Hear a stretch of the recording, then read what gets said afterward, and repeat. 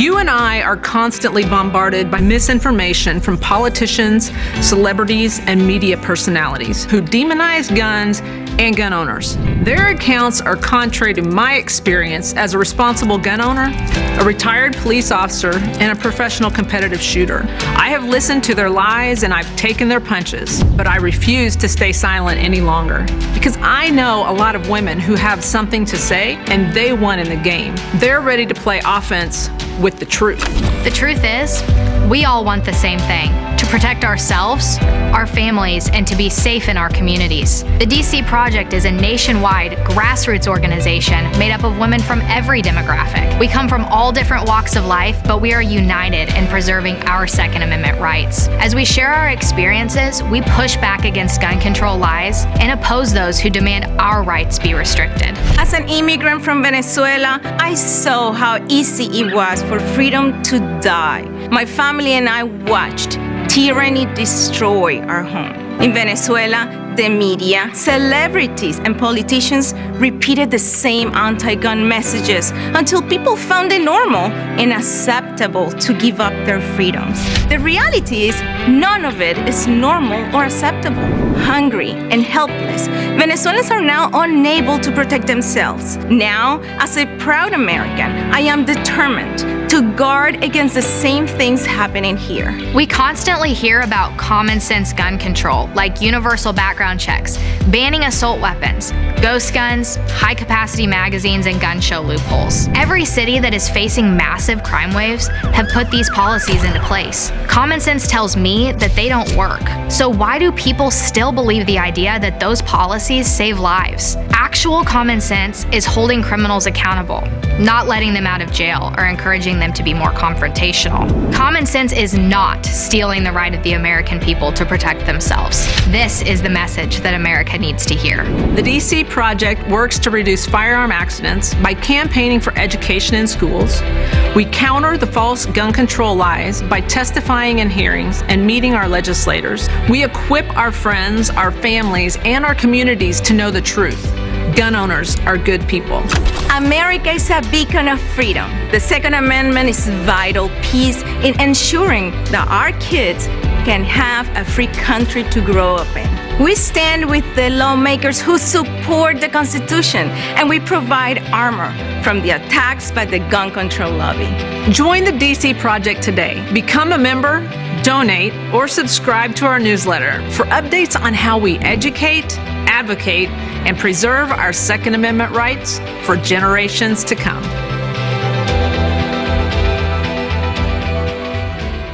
When people use a firearm in self-defense, they could be arrested or sued and face extensive legal costs. Firearms Legal Protection provides uncapped legal defense for any member who uses a legal weapon in defense of themselves or others, providing members with peace of mind in these difficult situations by covering all attorney fees and other benefits. Use code EOTT at firearmslegal.com for a discount on all membership plans. Protect yourself.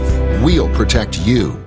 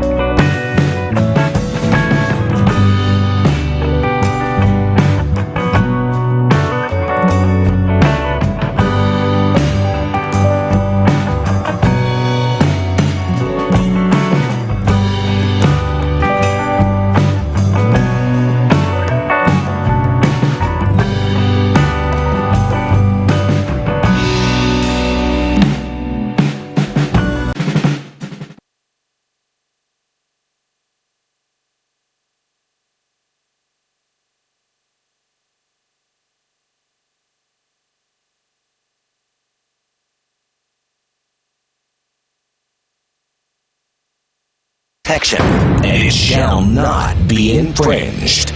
This is Eye on the Target Radio with your hosts, Rob and Amanda. So, hey folks, here we are. And if you are watching on OpsLens or on Facebook or any of those, because we are available both via radio, via Facebook, via YouTube, via So what, OpsLens. going to make fun of the fact that I put the sunscreen on so that the didn't get blinded from the bald spot or something? No, I was going to make fun of the fact that you are all beige. So you've got the beige beard, you've got the beige shirt, you've got the beige I'm hat. trying to blend in. You are all a singular color. You know, it's funny, we've been doing a house repair, and we bought this level. It's it's gold anyhow. It really looks cool. It's a 4-foot gold level. And it's invisible. No matter where you put it, you cannot find it. So I'm thinking that a gold lame suit would make you more invisible than any type of whatever camouflage clothing. I don't even want to visualize you in a gold. I'd be like Elvis Presley out there in the woods, and dude never'd see me. There you go. I'll tell you. But there is a whole lot of, where did I put the darn level? Where is the level? It is 2x4 colored. We'll just say that it is back in that old beige thing. I told him I would put pinstripes on it. It will have colors when I'm done. So that way it'll be more like a zebra than it will be like that. So yeah, it's always interesting to see what is camouflage, what is not. How do you camouflage? Where are the camouflages? You know, all of those pieces of it. A lot of it, when I was a kid, we didn't have camouflage. It was, it was available, but it was one of the things, why spend the money on that when you could spend it on cool stuff? Okay. So, but the old people just taught me to sit still. If you can sit still, you blend in no matter what you're doing. So you can sit right there, completely quiet, and no one knows you're there until it's too late. That would be the thing. So, but now they have camouflage in every different, depending on whether you live in the snow or in the trees or in the green trees or in the brown trees or. Well, they had it for years. I mean, during the Winter War in Finland, they would dress in white and then they would go out and eat a handful of snow so they didn't make any steam when they were breathing or anything. A lot of tools that they learned over the years. I'm not steaming while I breathe. Okay, that means I'm freezing. I'm freezing from the inside out now because I try to cool down to where you weren't visible from the distance by any reason. Okay, I've not read anything about that. I never seen one dressed as a gold level, but I know it would work. You're absolutely positive that gold level issue will work. So, okay. So I believe that right now that you would blend into pretty much anything that is in the beige family because there is no color of you at all. Usually I'm in trouble because they dress fat people in plaid. So when you're a fat old man, everything is plaid shirts, plaid pants, plaid everything. Well, so. I'm gonna say your beige shirt is slightly plaid. So right. So there we go. You've got that. So this week you helped me and the not-for-profit that we run secure a couple 22 revolvers. 22 revolvers, when you're a not-for-profit that doesn't have a ton of money, they are a little on the steep side, the majority of them, and so it's really hard to find. They don't make a lot of relatively new ones that are budget conscious, right? Yes. I mean, and the old ones have got to a collector status where if you're looking at an old K-22 or one of the kit guns they call them, the price is $500 and up, depending on what you're finding and where you're finding it. So a lot of the older stuff, I found a couple of high standards that were a pretty good gun. So it gets you in the 22 market without spending a ton of money. Spending a ton of money. So we're getting ready to do Women's Day on the Range, and that's one of those opportunities where we start the class out with 22 revolvers, and then we go to semi-autos. If you go to semi-autos, there's a lot of 22 semi-autos available, but revolvers are a lot harder, and really the only ones that's really budget conscious is the Heritage. And now Ruger has, I think it's called a Wrangler. I have not actually ever looked at one of those because it wasn't in my... Wasn't something in I was thinking about. It wasn't in the need category. Right, So I mean, okay. I've never seen. I don't know the quality or anything about it. I mean, you got to say it's Ruger, so it's probably good, but it's a. Well, every time I went to do one of these programs, I would have to be like calling in all favors from all my friends. Who's got a .22 revolver that I can borrow for the day and then return to you because I had this need and I didn't have them at the ready. Well, once in a while I come across like a K22 or an old Model 35. They call it a Beekert model. It was actually an I-frame gun that they built and real early on, and but now they're getting to be $1,000 and up, depending on what the. Right, and that's a little steeper than a not-for-profit that always gets to fill out a 990 and postcard because they don't have a lot of money moving in or out. That's a little steeper than where they want to be. You should hook up with the Clinton Foundation. They, for some reason, they get a lot of money. So they've got a lot of money. So, and this would be under the category of gun safety. Maybe the Giffords Foundation in every town, because they say that they are gun safety organizations. You could just tell them by you having those, it would get them off the street, and that way then it would fulfill their end of... I was thinking that since it's gun safety is gun education, that we could do it that way. But I'm pretty sure they're not buying what I'm laying down. What do you think? You're just not persuasive enough. That's all it is. Wow. Yeah. I don't know. So the video producer wants to know if somebody has a 110 Thunderbolt 2 that they will let him borrow for a day and return. I'm not sure I know what an A10 Thunderbolt 2 is. What is it? That's an airplane. Oh, got it. I was I don't even know what it is. Even if he borrowed it, the amount of fuel and 30-millimeter rounds that it needs to make it fun for a day is probably inexpensive. Yeah. So yeah, you're in it pretty deep regardless. You could have one, but to make it fun for the day is going to start costing. no matter what. Well, the carrot feeding of a 22 to make it fun for the day starts to add up a little bit. If somebody loans you their Abrams or something it'd be worth it. It goes in big numbers, and all of a sudden multiple. There's that one. I hesitate to call it a company, but I guess it would be, that you can go and do a tank experience for the day where you can rent a tank and drive it over the fields. I think there's one in Texas or something. You can go down there and drive the tank and shoot stuff and all kinds of stuff. I think it's that. If you want to shoot the tank, it costs this much. If you want to shoot something with the tank, it costs this much. Well, I want to drive the tank over the big hills. There's the sound effects that go with driving the tank over the big hills. I just think that would be fantastically fun. Anytime I ever been in a tank, everything around you is hard, knobs, buttons, everything. So when you're doing this where they're humping over these humps at it would be all that, and it miles would be an hour, all I can think of is your head is bouncing off all those knobs and corners. And it's kind of clunky, and it's all kind of noisy, and it's big and rattly. I mean, I've ridden on a bulldozer, so I'm visualizing the tracks on a bulldozer, and that noise would be very tank similar. And so I would think that is fun. Okay, so the A10s only cost about, let's say, $6,000 an hour.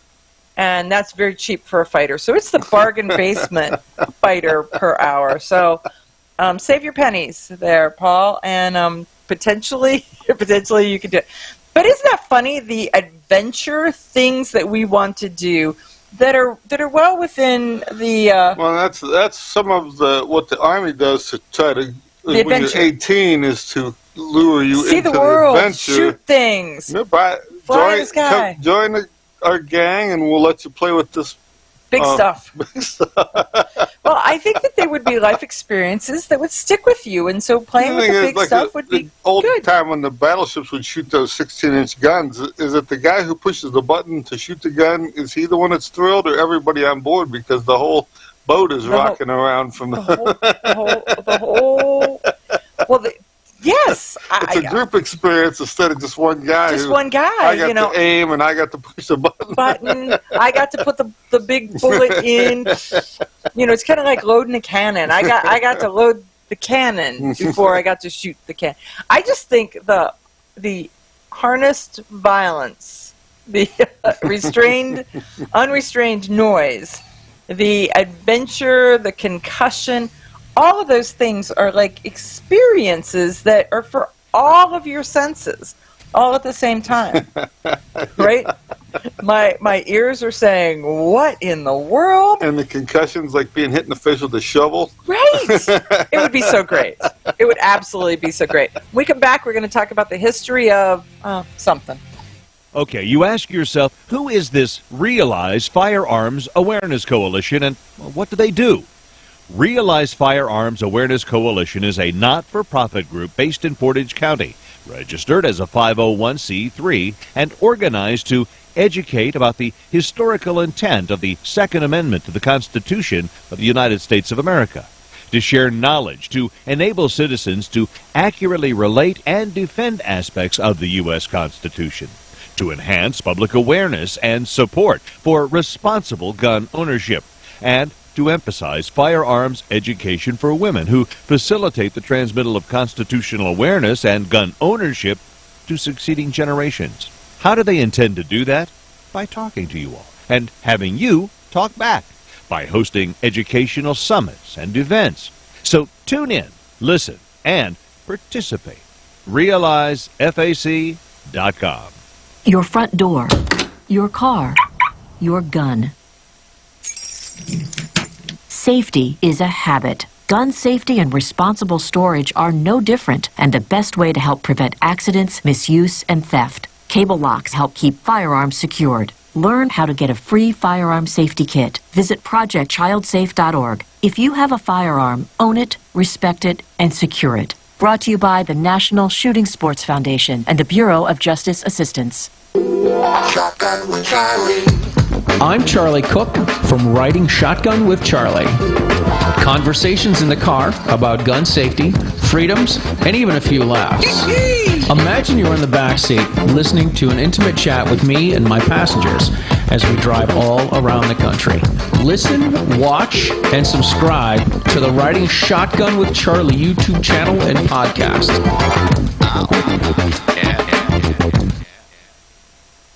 Grab your friends and head to Georgia to train with the Complete Combatant. The Complete Combatant offers a unique approach to self-defense training, layering the first signs of danger, lethal versus non-lethal decisions, and even surviving the aftermath. They offer premier firearms training with a Range Master certified instructor and host the top minds in our industry. See the courses offered on thecompletecombatant.com. That's thecompletecombatant.com.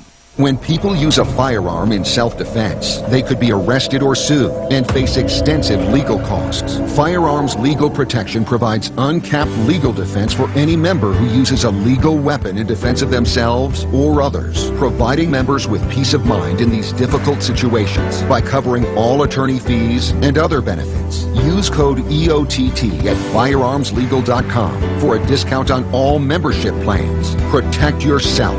We'll protect you.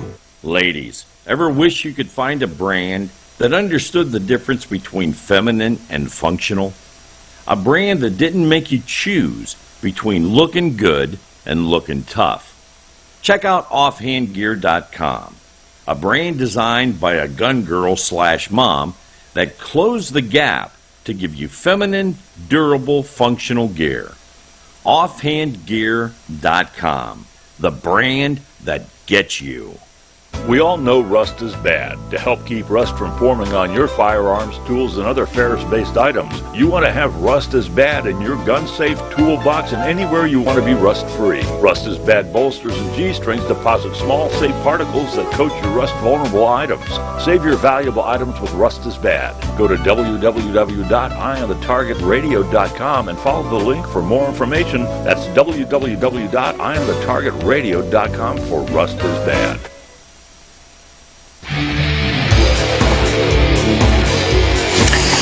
Okay, Okay, well, we are back, and this is the history section. So, fill us in. Give us a history lesson. Well, one thing, a friend of mine called me today, and his nephew had got a hold of some guns that his one of his relatives or something had passed away. So he had inherited It was a funny. collection. He said, my wife is anti-gun. He says, and I wanted a little over and under 20 gauge one day, so I went and bought one, and we had a huge fight over that. He says, and the other day they called me, and I had inherited these 300 guns, so I brought them home. So I have guns everywhere. He says, so she's really liking all of that right now. Okay. It was funny because he doesn't know anything about them. He went to a friend of mine who he knew he had some guns, so that's how I got involved. And so to kind of tell what they have and where the best place to sell them is, it helps them out in the long run. And I told him, I said, what we could do is go through the normal standard stuff and sell that fast so that he has money to deal with, and then the more obscure things we'll figure a better way to move them so to make the better money on them. Okay, so let's talk about that for a minute. So if it's just a normal everyday gun, then it's pretty simple. You go to a gun shop, there's a lot of like single shot shotguns and just old bolt action like sporter rifles that really don't have a lot of money value, or they don't have. There's not something hidden that's going to, in the next couple of years, flare up and make them more valuable. More valuable. So those are, he can go trade them in at a gun shop. He can sell them outright. Right, put them on a consignment or take them to like a an auction company that's doing an auction every month or whatever. And that way, then at the end of the month, he has money and it's just turned into cash. All gone. And it's a lot easier to store the money than it is to store all those guns and stuff. Especially when your wife's got a case of the crank because you've just filled up the entire house. 300 guns is a big pile. Right, and there's a lot of really, when he was showing me some of the stuff that he did have, because he just brought a little cross-section in the back of his truck. It was funny because somebody else an expert had told him what he had, and I went through and showed him why some of the pieces he had was special, and the expert wasn't. There's all that expert. So let's okay. Once again, let's talk about that a little bit. Little markings can make a huge difference when you look at them. I mean, like a Russian Nagant rifle, they brought them in the 90s, millions of them, hundreds of millions of them, and but some of those in that Russian stuff were some actually Finnish capture guns that have been taken to Finland, redone, and then recaptured by the Russians again, or something. So how would anybody even identify like a Finnish capture mark? Because that's I mean, I know kind of what the Russian capture marks and the German capture marks. Well, the Finns actually, most of the time they changed the barrel because they weren't happy with the quality of the Russian barrel. So the Finns actually have a Seiko marked barrel or something. So and then usually they went to a heavier barrel on it, and then they cut the stocks. Almost every stock they cut it and they laminated it into pieces so that it was stiffer. And so you'll never find a Finn gun that has all matching numbers or anything like this, because they took the best parts of everything, fit it together, and made a gun that would shoot a better gun. Yeah, so they made it better, all better. Okay, got it. So the guns are very good quality. They're just not like a brand new gun with everything matching or whatever and stuff. So, but when you look at them, they look just like the others. Back sight's a little different. The barrel's a little heavier or something. But if you don't know what you're looking at, you could sell a $1,000 gun for $200, and it starts to hurt after a little bit. Right. and so that's pay attention to who you're getting your advice from, because if they don't know, they don't know they don't know. And that's the thing, he had some SVT, he had a... Did the fella have anything traceable to Alcatraz? So at this point, Rob has no idea, because he was just doing the trunk monkey view. And so he has not had time to grab his... You should see him when he takes his books. He has like 2 satchels full of books, and he'll go and he'll sit and he'll look at something, and he'll start looking it up. It's crazy how in depth. Well, and sometimes it's everything's exactly the same, but dispatch site they changed at one point or something for a reason, and there may only be 200 of them that were done that way. But if you find that 200, they're worth a premium. When the U.S. government was working on the 30-40 Krag rifle in 1892 era, they took the Springfield single-shot 45-70 guns and converted some of those to 30-40 Krag, and they put a different locking system on them. So they're out there. You don't see them because I've been looking for 50 years to find one, but it isn't like it just shows up in a pile of guns, but it will. I mean, somewhere along the line, it's leaning in the corner in somebody's attic. It's gonna come out.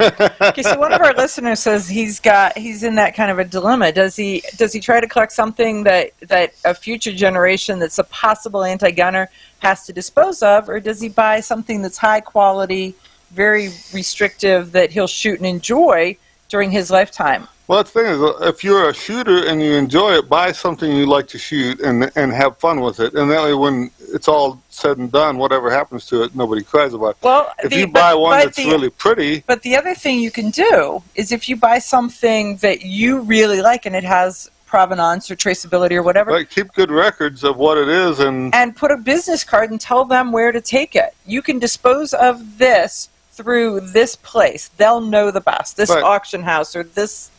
whatever, or and give them if you're clues getting and pointers. if you're getting to the end of your career to where you can't really handle them, now's the time to convert it to cash so that when it's said and done, you got the most out of your collection instead of... And you get to enjoy watching what it appreciated and how it appreciated, and so it's almost another piece to the collecting. Right. Is the acquiring and then the dissemination. Right, I mean, and a lot of that is if you got the paperwork with it, making sure that it's all together in like a little booklet that tells about it, because every 1911 looks like a 1911.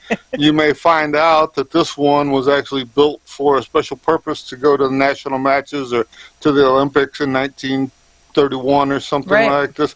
And so if you have the paperwork showing that it was at the Olympics being used on the line or something, makes a big difference.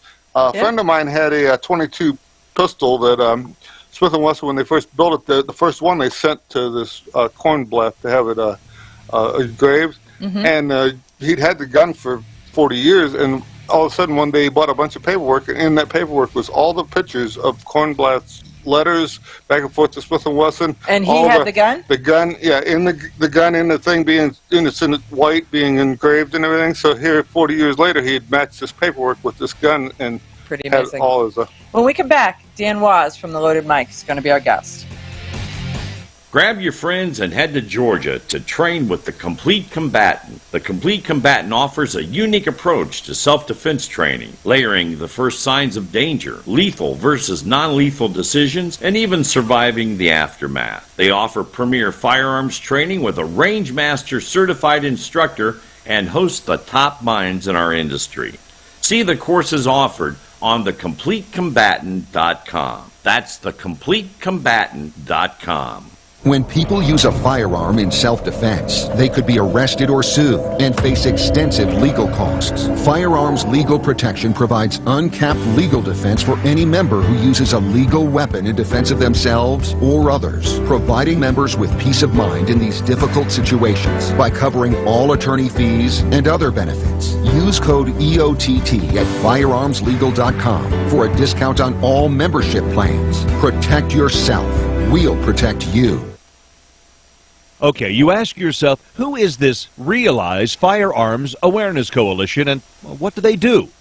Realize Firearms Awareness Coalition is a not-for-profit group based in Portage County, registered as a 501c3, and organized to educate about the historical intent of the Second Amendment to the Constitution of the United States of America, to share knowledge, to enable citizens to accurately relate and defend aspects of the U.S. Constitution, to enhance public awareness and support for responsible gun ownership, and to emphasize firearms education for women who facilitate the transmittal of constitutional awareness and gun ownership to succeeding generations. How do they intend to do that?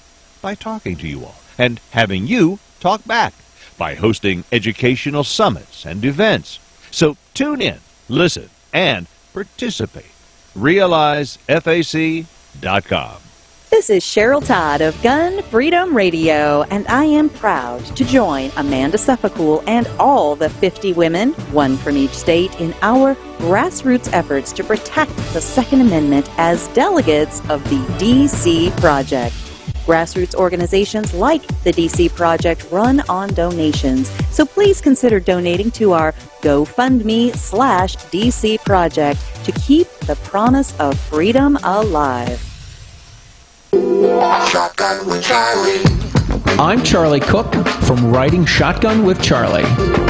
Conversations in the car about gun safety, freedoms, and even a few laughs. Imagine you're in the back seat listening to an intimate chat with me and my passengers as we drive all around the country.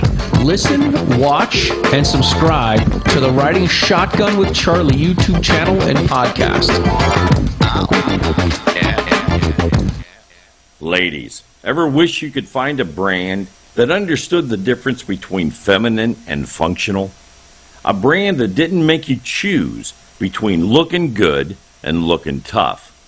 Check out offhandgear.com, a brand designed by a gun girl/mom that closed the gap to give you feminine, durable, functional gear. Offhandgear.com, the brand that gets you.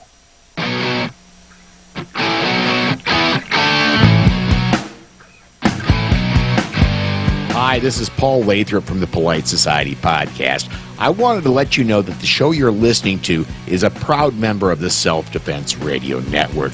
You can check out all the shows on the network by going to selfdefenseradio.net or tune in for more on Self-Defense Mondays on Karma Radio, krmaradio.com.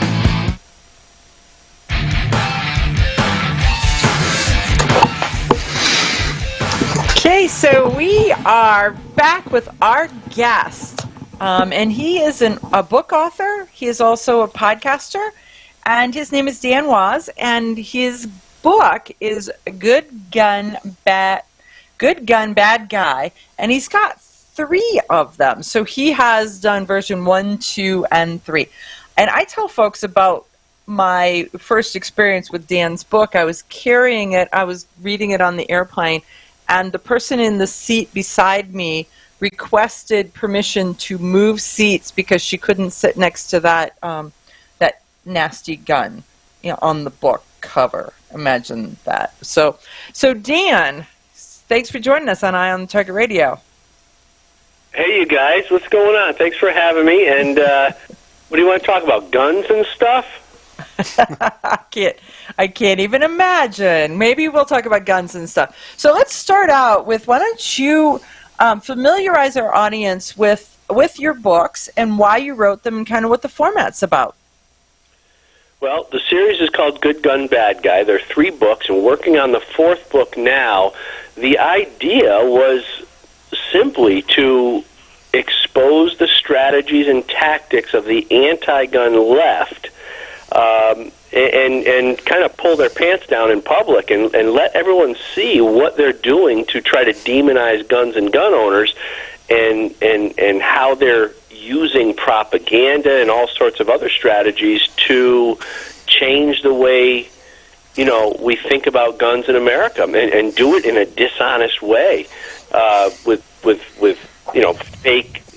fake statistics and Bloomberg-funded studies and all the nonsense that they do, all for the purpose of getting more support for gun control and gun restriction. So I saw it, I started recognizing it, and one book led to another and to another, and it's kind of like the rule book to their evil game, that the rule book that they never wanted you to see. Oh, well, that makes so much sense. The one thing that you have the ability to do that not a lot of people in my circle and not a lot of people that in my awareness have, and that is to tear down and identify when the news is grabbing us by the nose and leading us around. You just have this ability to be like, look, when they say this or when they do this, this is how they're doing it. And I find that amazing. He's got to be a blast to go to the movies with. I can't even imagine.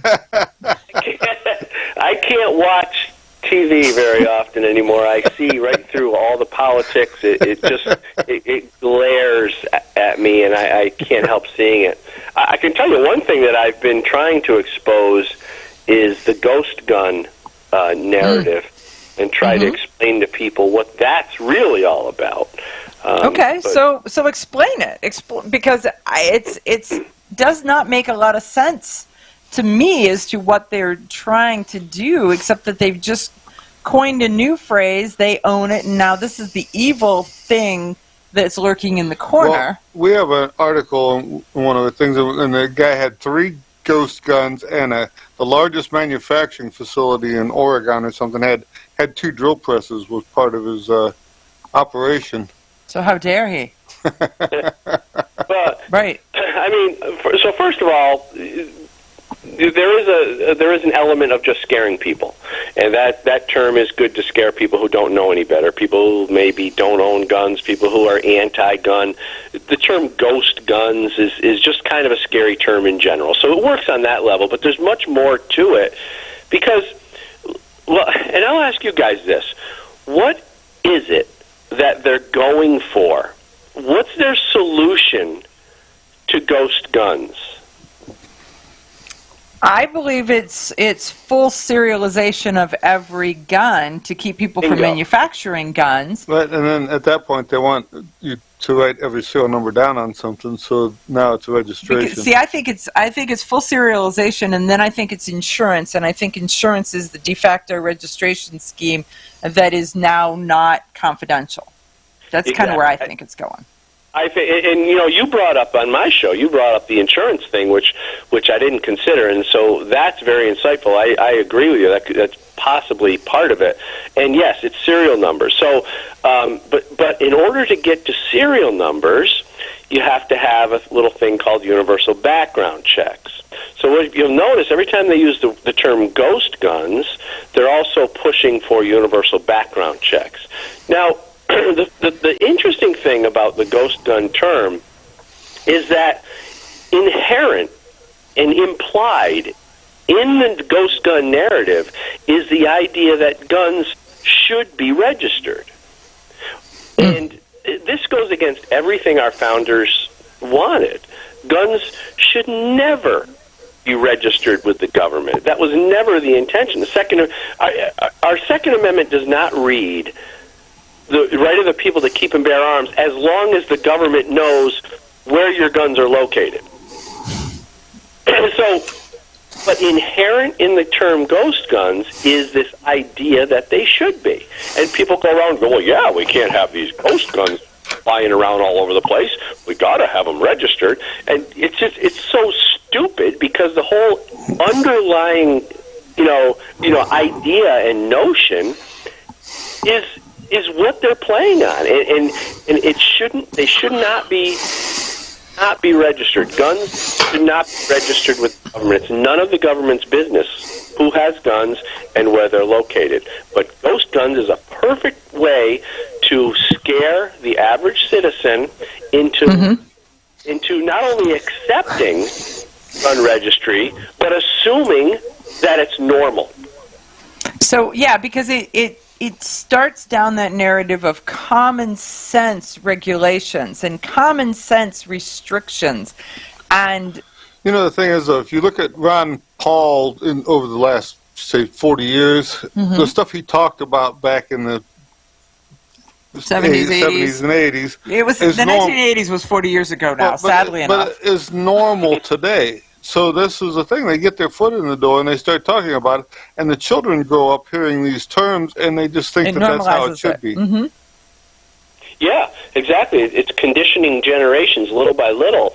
And yeah, you're right, because now the kids growing up think, well, yeah, of course guns should be registered, right? Isn't that normal? Well, sorry, but no, it's not normal. It's totally abnormal. It's unacceptable. Our founding fathers didn't want it. I don't want it. And like I said, it's none of the government's damn business. Well, the interesting part is that there are so many people who have tried to rewrite the words of the Second Amendment by redefining the words, so that they're trying to say that well-regulated was the word that we use now, which is regulation, not well-regulated, well-maintained. And so as the shift in the definition, they are polarizing and making that definition tweak it to what they want. You know, and some of where they were at Concord Bridge, the old North Bridge or whatever you want to call it, was the fact that the British Army was going to the arsenal to pick up the cannons and the gunpowder supply for that the town had. So if you know where the stuff is at, that's why they go for it. Okay, I need to repeat this one. One of the listeners from Gun Websites. So it says cars are licensed, and they have a plate that everyone can see. That's why there's no crime with cars, no cars are stolen, and any lost car is easily returned to the owner. Come on, man. Licenses solve everything. I hope they're being sarcastic. Oh, yeah. Come on, man. Of course they are. Yeah, we're I think that's perfect, though. Yeah, we're talking about two completely different things. As for when it, as far as guns and cars being registered, two different things. I suppose though, if there were cars when the Second Amendment, when the Bill of Rights, for that matter, was written, I'll bet you transportation and that sort of thing. Well, they had horses. Transportation existed. They had boats, they had horses, they didn't include transportation, and so I'm not going to buy that argument, Dan. You're not going to buy which argument? the argument that, if we had cars, then they would have written something in. Nope, not buying it. No, okay. So King George III hated ghost guns, one of our listeners says. So... You know how that quote is, if it's on the internet, it must be true. That's obviously where that is. Well, I just think people. I think we need to look at, did our founding fathers want the government to know about their guns? And the answer is no, because what happened was it was private citizens who used their guns to fight for our freedom. Why against a tyrannical government? Why in the world would you give that government the ability to confiscate your guns? It just doesn't make any sense. And when they use the well-regulated, they're referring to the militia. The militia was private people, and without private gun ownership, people wouldn't be able to form militias. So, well, the interesting part is I don't know. You're from New York State, so we're going to forgive you for this. But don't hold that against me. Exactly. But in Ohio, we have an official and an unofficial militia that's written into the Ohio Revised Code, and it defines everyone that is part of the official and unofficial militia. And so, from 17 to 67, able-bodied in both body and mind, they are part of the unofficial militia. And so that was where that all put together. One of our listeners says that most, if not all, guns existed in 1700s were ghost guns. So what they were talking about were ghost guns. Everything prior to 1968 had the potential to be a ghost gun. Dan, we're going to head off to a commercial break. We'll be back right after this. Folks, Dan Waz, the Loaded Mics podcast. So check him out.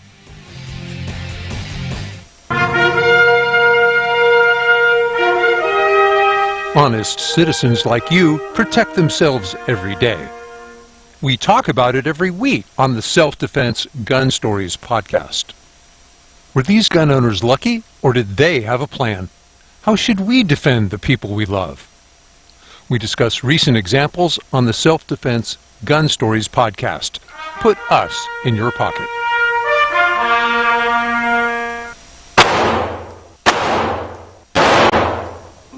Hi, I'm Janelle Westrom, owner of Davenport Guns and Davenport Shooting Club.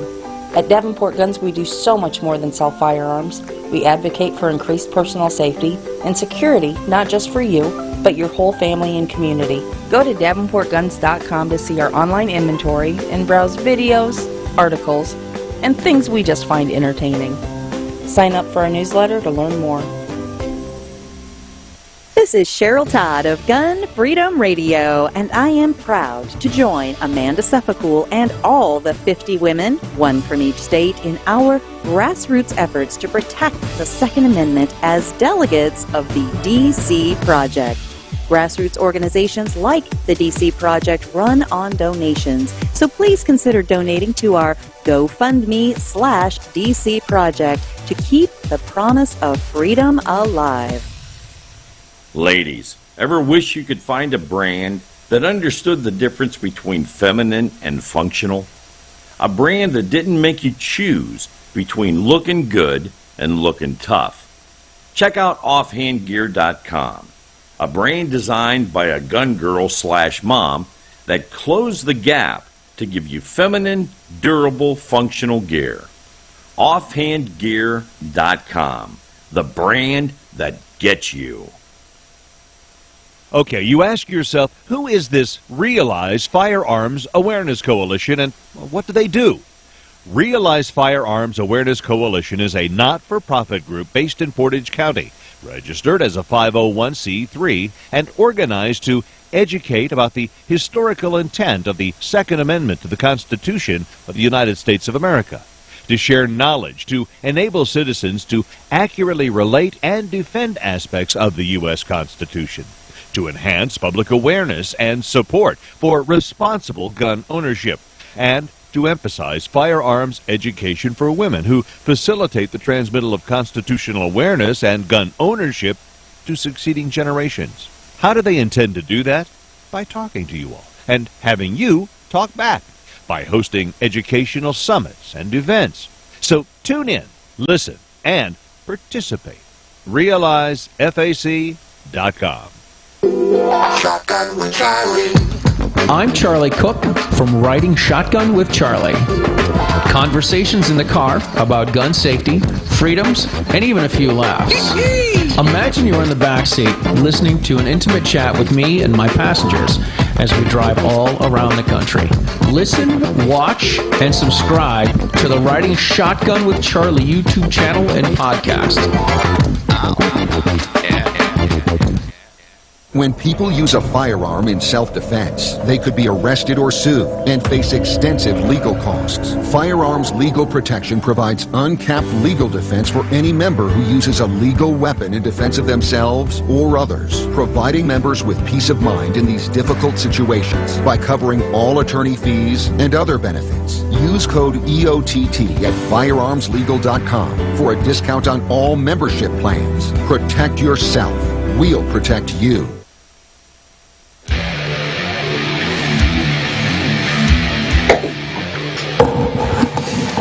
Okay, we're back, and with us is the book author, Dan Waz, from the book Good Gun, Bad Guy, and it's a series of books, and from the Loaded Mic podcast. So the other day I had the opportunity to be on Dan's podcast, and tell folks where they can find you, because you have a variety of different guests on, and you do your magic breakdown of what the news feeds to all of us kind of on a weekly basis. So people need to find you, and they need to hear this, and they need to start to absorb it, because it will start to make you not watch the news in the same way any longer. Yeah, well, like Rob was saying, it's hard to watch TV or movies or anything else anymore, because once you see the strategies and understand the tactics of how the media and marketing companies try to manipulate your thought, it's hard to watch. It makes you mad when you watch them try to do that stuff to you. So I'm hyper aware of it. I think I'm pretty sure I'm hyper aware of it. I may miss some of it, but for the most part, I get it. I understand it and I recognize it. The Loaded Mic podcast is my co-host John Chiara and I do the show. We have our resident co-host Anthony Diso, who's on the show most of the time, and my son Danny Wasp Jr. produces it. We just have such a blast on the show. Primarily a Second Amendment gun rights kind of show, but we do get into topics of the day. You know, whatever politics, whatever bumbling Biden is doing. You know, and some of the fun stuff. We have a lot of laughs. It's just a real fun show. With special guests, by the way, too. And as a matter of fact, you were on the last show, Amanda, and we're very happy to have you. We had a great interview if people want to check that out. But it's at loadedmic.com. Loaded Mic, like microphone, M-I-C, loadedmic.com. And people can check that out. Okay. Yeah, so it's always interesting. I mean, and you're such a great speaker, and it's all lively. And so it's lively and it's timely, and that all goes together pretty darn well. So what's the big story of the week? What are you going to be discussing now that you're looking at going, oh my, I could have had a V8 kind of thing. One of those where you're going to whack yourself in the head as opposed to. Well, there's so much. I mean, a lot of it's centering right now around constitutional carry. We have 25 states now. Georgia was the most recent to sign on for constitutional carry. Now, we were hoping and we were expecting Florida would have been before Georgia, which means we would have had 26, which means we would have reached that tipping point and gone over. But we didn't, because Florida has a rhino legislature who's dragging their feet now for the third year in a row on constitutional carry. Governor DeSantis said he would sign a bill should it make its way to his desk. Anthony Sabatini presented constitutional carry 3 years in a row, and the legislature, made up of Republicans, unfortunately, has been dragging their feet, and they didn't even bring it to the floor for votes. As a matter of fact, I interviewed Luis Valdez, who's the Florida rep for Gun Owners of America, and he said went there at a grassroots level. They did petitions and everything. They went to the legislature and they said, here's the petitions. Well, they went back to check, and the petitions were in the garbage. So the Florida legislature does not want constitutional carry. So the question is, why? Well, as it turns out, these rhino Republicans they were the same ones who wrote and supported the Marjorie Stoneman Douglas bill, which included red flag laws, age requirements, all sorts of stuff after Parkland. And it gets kind of complicated, but a representative named Michelle Salzman was caught on a live mic saying that the reason they don't want to support constitutional carry is because they don't want it to conflict with their Marjorie Stoneman bill. So and she wouldn't do anything about it. She wouldn't stand up and say anything. She said she didn't want to poke the bear. So it's a bunch of rhinos in there right now. As much as everyone thinks Florida is the great constitutional state, unfortunately, the legislature is made up of rhinos at the moment. So DeSantis keeps saying that he wants the legislature to do a special session to pull it. Do you think that that's going to happen? I think it will. I think there's been enough pressure now. I think there really has been enough pressure now. 3 years in a row. I mean, how many more times can they drag their feet on this before? So I think so. I think it will happen, and I can't promise that, of course, but I think it's leaning that way. So since we're in Florida, let's just move right on to Nikki Fried. So Nikki Fried, she's a Democrat. She wants to run against DeSantis as governor. She is right now the head of the Department of Agriculture, which issues concealed carry permits and medical marijuana permits. And she has both. Which there's many of us who believe that that's a federal felony issue. Should she have bought a gun after she issued herself her medical marijuana, or I don't know if it's medical marijuana, recreational marijuana. It's a marijuana card of some in that arena somewhere. So what's your thoughts? So we'll try to break this one down a little bit. It's you're right. Everything you said is exact. Nikki Fried, she's in the agricultural department there, so she's in charge of that. She's also in charge of the gun permitting. She has a lot to do with the gun permitting. So the law specifically states, and I don't agree with it, but that's the law, that if you have your marijuana card or if you smoke pot, you cannot purchase a firearm because, and it specifically in Florida, specifically states that regardless of whether your state accepted it, it's still federal law. Now, like I said, I don't agree with it. I don't agree with any of these gun controls, but she happens to have both these cards. So how did that happen? Did she not? Was she not honest on her form? Did she not reveal the fact that she is a pot smoker? She actually endorses, and she's been out. I guess she's been out protesting for marijuana. Was she not honest?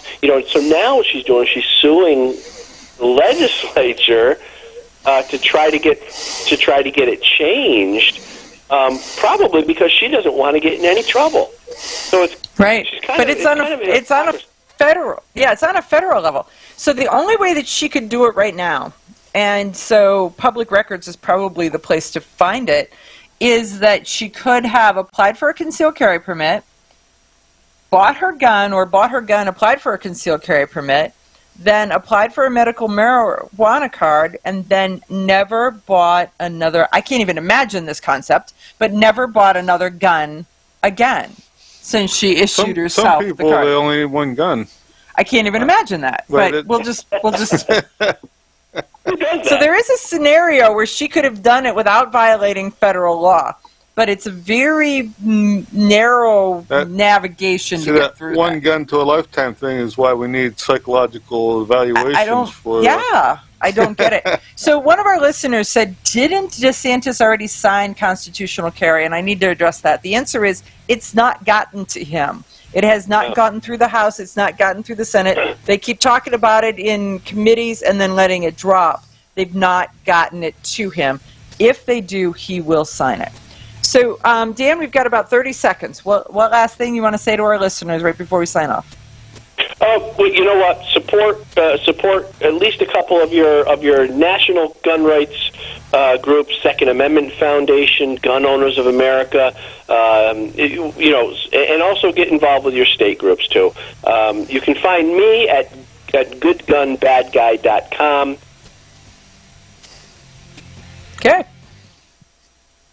Okay, you ask yourself, who is this Realize Firearms Awareness Coalition, and what do they do? Realize Firearms Awareness Coalition is a not-for-profit group based in Portage County, registered as a 501c3, and organized to educate about the historical intent of the Second Amendment to the Constitution of the United States of America, to share knowledge, to enable citizens to accurately relate and defend aspects of the U.S. Constitution, to enhance public awareness and support for responsible gun ownership, and to emphasize firearms education for women who facilitate the transmittal of constitutional awareness and gun ownership to succeeding generations. How do they intend to do that? By talking to you all and having you talk back, by hosting educational summits and events. So tune in, listen, and participate. RealizeFAC.com. When people use a firearm in self-defense, they could be arrested or sued and face extensive legal costs. Firearms Legal Protection provides uncapped legal defense for any member who uses a legal weapon in defense of themselves or others, providing members with peace of mind in these difficult situations by covering all attorney fees and other benefits. Use code EOTT at firearmslegal.com for a discount on all membership plans. Protect yourself. We'll protect you.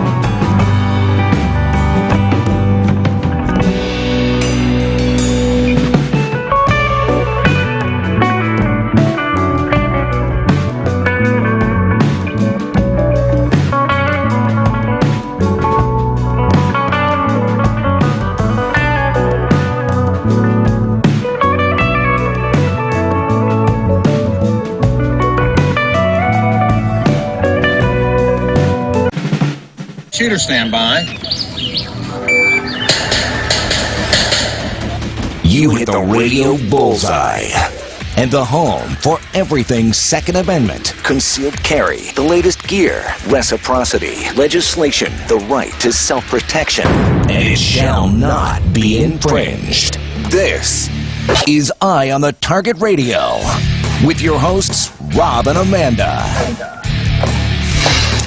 Okay, folks, we're back. And as we were talking in the last segment with Dan Waz, we were talking about ghost guns. And there is an article that we pulled up that I'm befuddled by.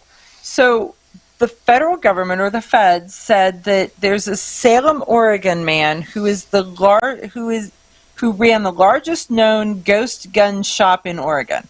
So they put together a raid, and they raided his ghost gun shop. They took a picture, and he's got 3 drill presses that they showed us. Look at how nice and clean that area is, unless the feds confiscated all the chips and stuff. I don't know, unless they confiscated the shop vac to go along with it. Yeah. But it's funny that the headline is all about this largest known ghost gun shop in Oregon, yet when you read into it, it's all about heroin and fentanyl and the fact that the guy had been arrested before, and they went to his house for a parole violation. And so there's that. But they confiscated at the largest, let's go back to the headline, the largest known ghost gun shop in the state, and they confiscated 2 pistols and 3 completed ghost guns, thousands of rounds of ammunition, 15 high-capacity, we'll call those standard capacity magazines, 3 drill presses, and then pills. So they didn't even say partially completed guns, nothing. It's like 3 kit guns, 3. I wonder how many guns he would have needed for them to change that word shop to factory or something. Largest ghost gun manufacturer, right? I just look at it and I'm like, this fits so well with Dan Waz's statement of what do they want you to think? What do they want you to say? And how can you, if 3 guns, unserialized guns, is their largest manufacturer in the state, they don't have an issue. That's where I'm looking at this. Or I could be a little, let's say, the thing is I could tell him to just up his game, because that's the part. Pathetic, I believe, is pathetic would be, yes. But the some of it, I mean, when you listen to what some of the people say, it was like, well, because they don't really know the terminology or anything like this, they just see the headline, and so they never in read shock it. of So the fact that what'll happen is, there's a spot now. Twitter has found out that they need to say, oh wait, you're going to post this? Don't you want to read it first? And you could say yes or no. Right? Don't you think you ought to read this before you post it and comment on it? Probably ought to, at least that. And so George is going, are they going to come after my drill press next? Well, that's really the point, is that they say that there is tools to manufacture ghost guns. If you know how to run the drill press, you'll be like Barney Fife with your hands are registered with the FBI. Right?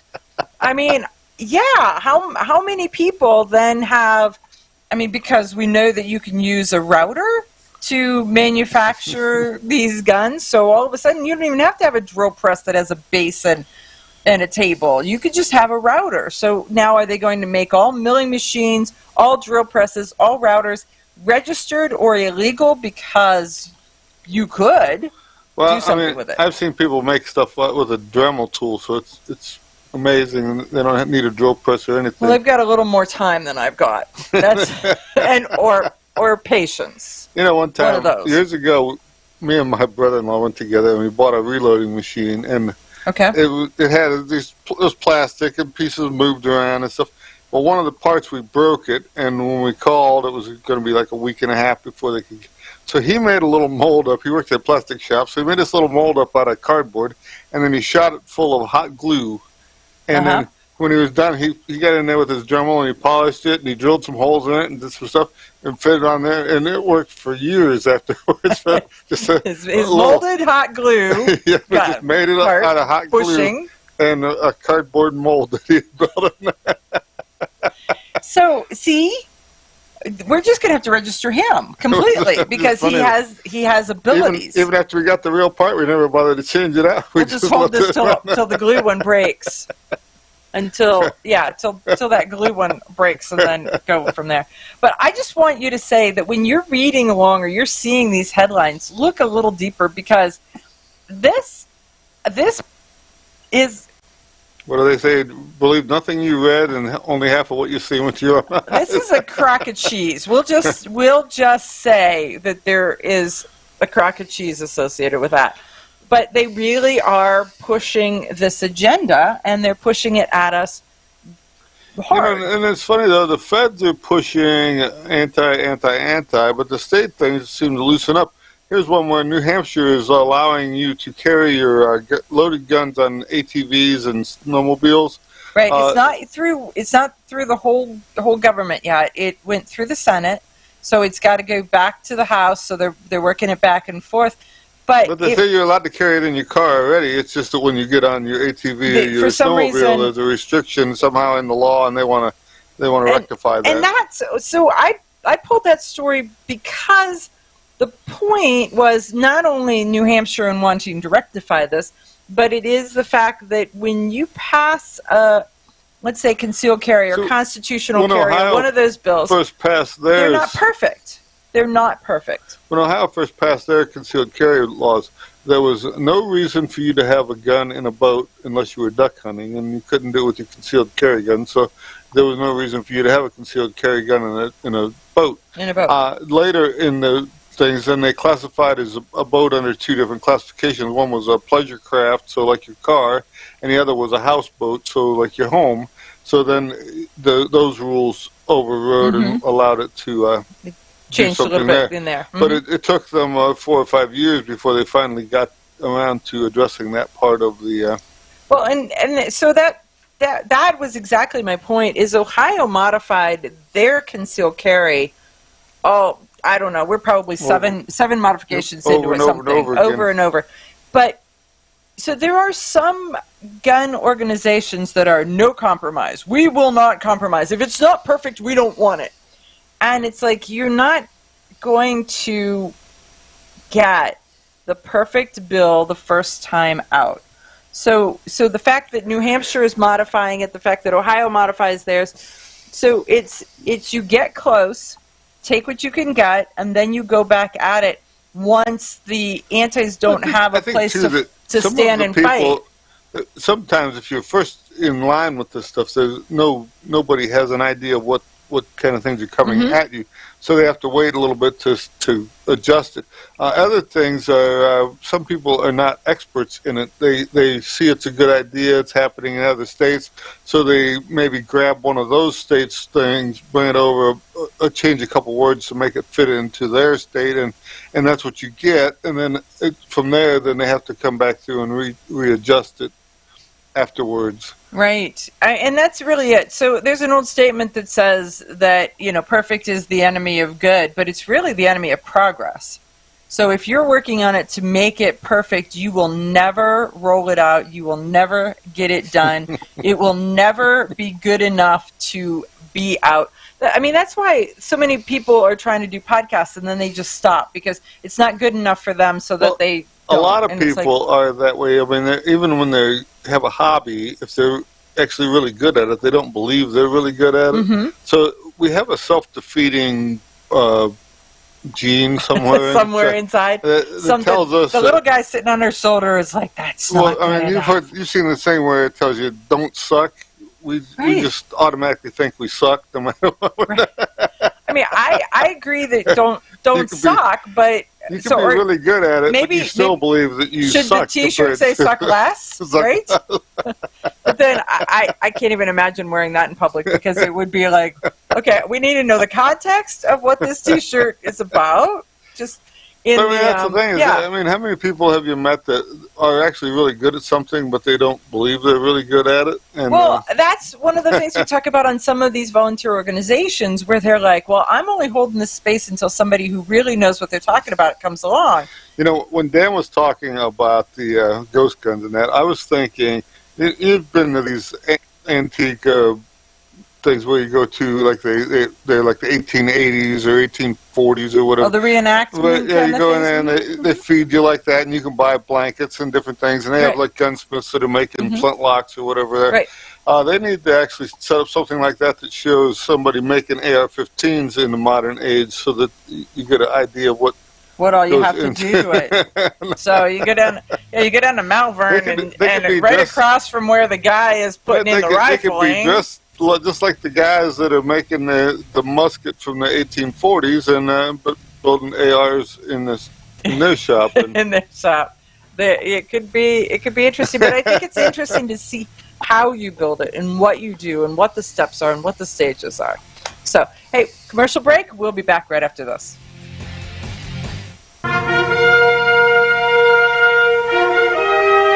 Honest citizens like you protect themselves every day. We talk about it every week on the Self-Defense Gun Stories podcast. Were these gun owners lucky, or did they have a plan? How should we defend the people we love? We discuss recent examples on the Self-Defense Gun Stories podcast. Put us in your pocket.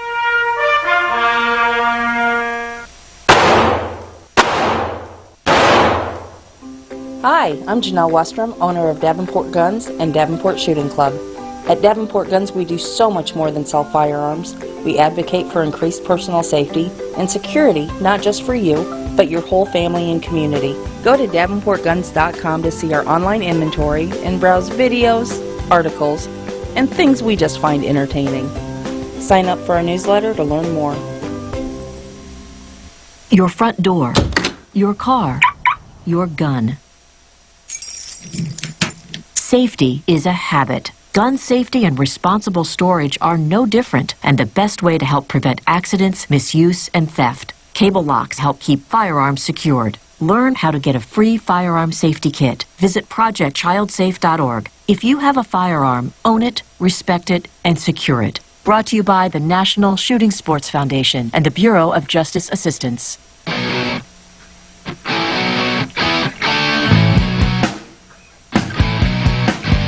Hi, this is Paul Lathrop from the Polite Society podcast. I wanted to let you know that the show you're listening to is a proud member of the Self-Defense Radio Network.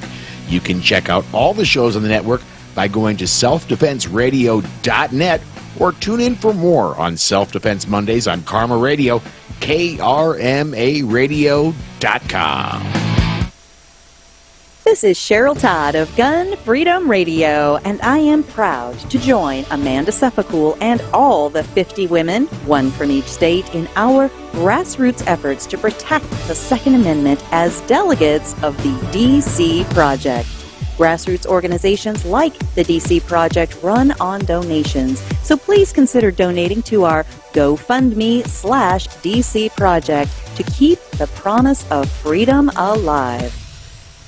When people use a firearm in self-defense, they could be arrested or sued and face extensive legal costs. Firearms Legal Protection provides uncapped legal defense for any member who uses a legal weapon in defense of themselves or others, providing members with peace of mind in these difficult situations by covering all attorney fees and other benefits. Use code EOTT at firearmslegal.com for a discount on all membership plans. Protect yourself.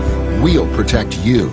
Ladies, ever wish you could find a brand that understood the difference between feminine and functional? A brand that didn't make you choose between looking good and looking tough. Check out offhandgear.com, a brand designed by a gun girl/mom that closed the gap to give you feminine, durable, functional gear. Offhandgear.com, the brand that gets you. We all know rust is bad. To help keep rust from forming on your firearms, tools, and other ferrous-based items, you want to have Rust is Bad in your gun-safe toolbox and anywhere you want to be rust-free. Rust is Bad bolsters and G-strings deposit small, safe particles that coat your rust-vulnerable items. Save your valuable items with Rust is Bad. Go to www.eyeonthetargetradio.com and follow the link for more information. That's www.eyeonthetargetradio.com for Rust is Bad.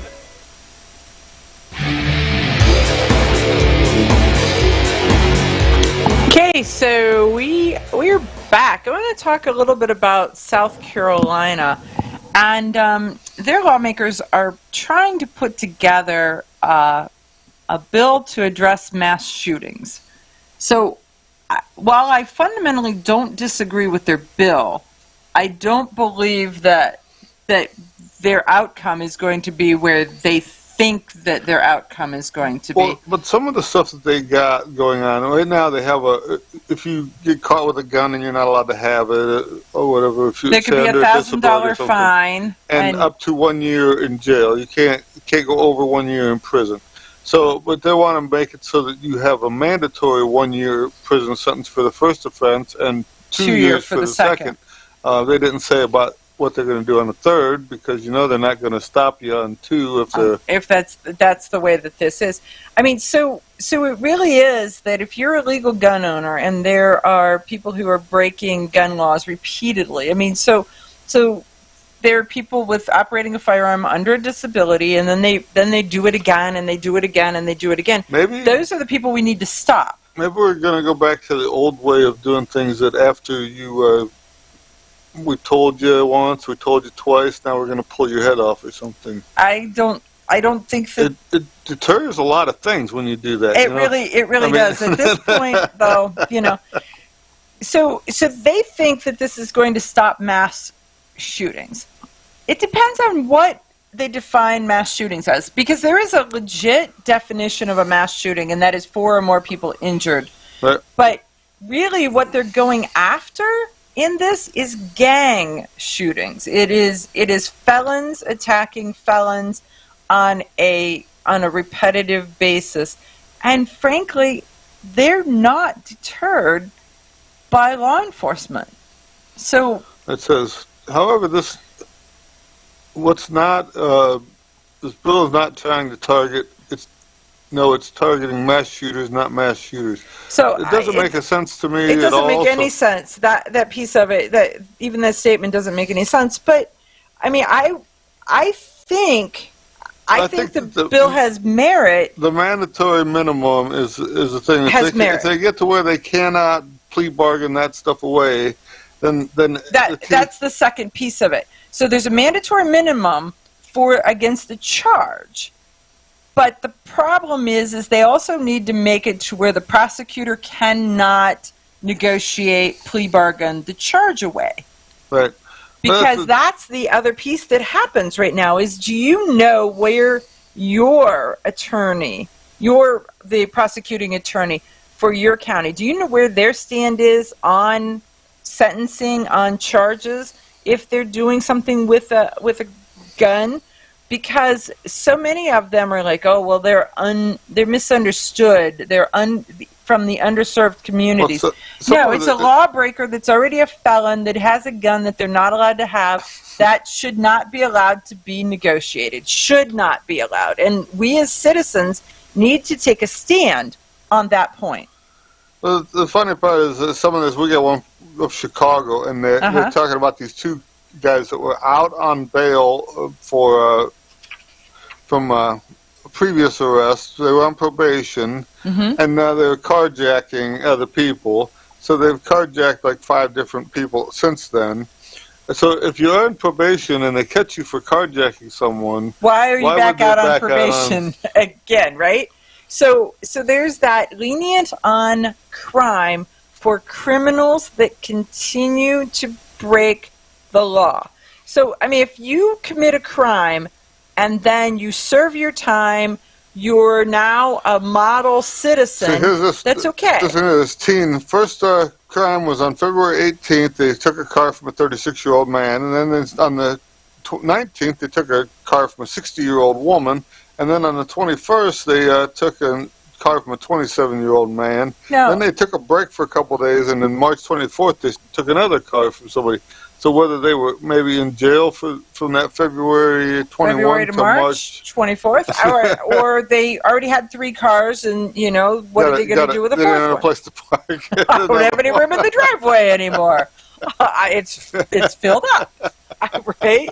I don't know, because I don't know what you do with them. Acquisition is doing great, but disposition is a blockade there. Right, so we had to wait.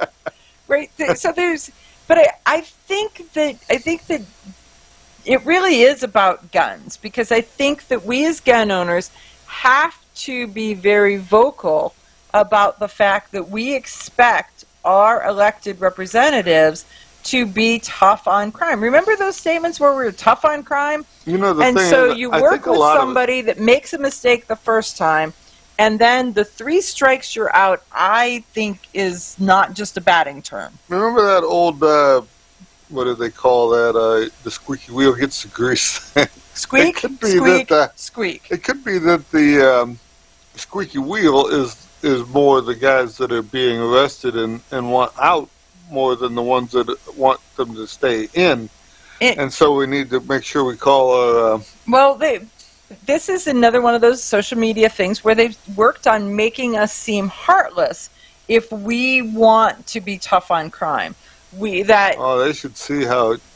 They don't want conversations. I have to throttle Rob back. I'm just going to say that if I really freed him, we would not be on national syndication. We would have to do a private Rumble-only podcast where nobody and our mother never heard it, right? That would be because the things that fly out of his mouth are completely unacceptable. But I can see in my America things would be much better. Much better in my America.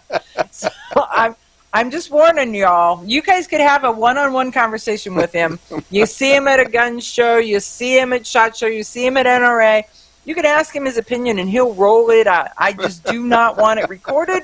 I do not want it to come back to haunt us. I want him somewhat controlled and contained, because... There's just a spot where I believe that our love affair with the timeout chair is over, and I think that we need to be much more harsh on how things are handled. Okay. I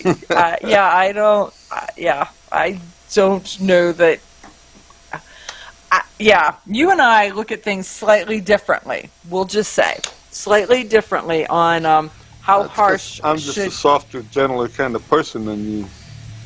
I'm not going to say that. I'm absolutely not going to say that. But maybe at some point we'll do our own little version of a Rumble show, because there's some of that comes out is going to be funny.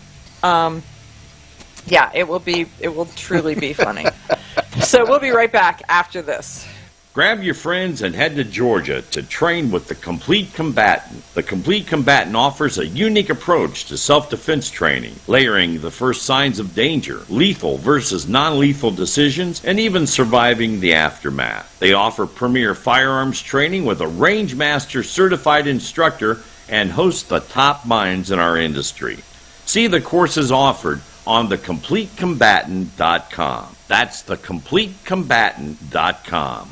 When people use a firearm in self-defense, they could be arrested or sued and face extensive legal costs. Firearms Legal Protection provides uncapped legal defense for any member who uses a legal weapon in defense of themselves or others, providing members with peace of mind in these difficult situations by covering all attorney fees and other benefits. Use code EOTT at firearmslegal.com for a discount on all membership plans. Protect yourself.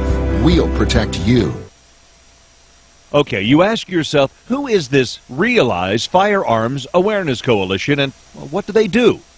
Realize Firearms Awareness Coalition is a not-for-profit group based in Portage County, registered as a 501c3, and organized to educate about the historical intent of the Second Amendment to the Constitution of the United States of America, to share knowledge, to enable citizens to accurately relate and defend aspects of the U.S. Constitution, to enhance public awareness and support for responsible gun ownership, and to emphasize firearms education for women who facilitate the transmittal of constitutional awareness and gun ownership to succeeding generations.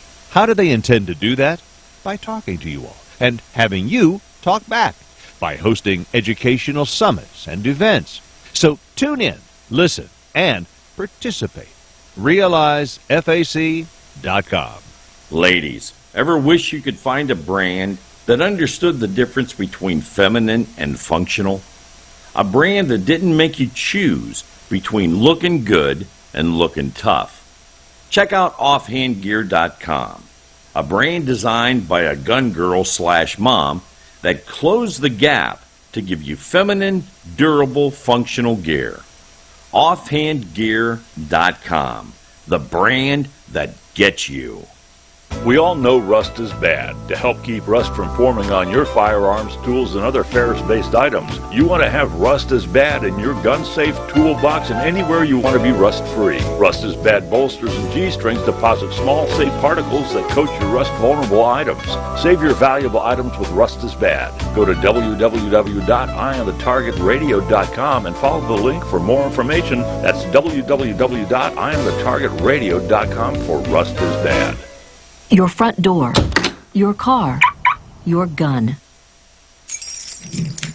Safety is a habit. Gun safety and responsible storage are no different, and the best way to help prevent accidents, misuse, and theft. Cable locks help keep firearms secured. Learn how to get a free firearm safety kit. Visit projectchildsafe.org. If you have a firearm, own it, respect it, and secure it. Brought to you by the National Shooting Sports Foundation and the Bureau of Justice Assistance. Shotgun with Charlie. I'm Charlie Cook from Writing Shotgun with Charlie. Conversations in the car about gun safety, freedoms, and even a few laughs. Imagine you're in the back seat listening to an intimate chat with me and my passengers as we drive all around the country. Listen, watch, and subscribe to the Writing Shotgun with Charlie YouTube channel and podcast.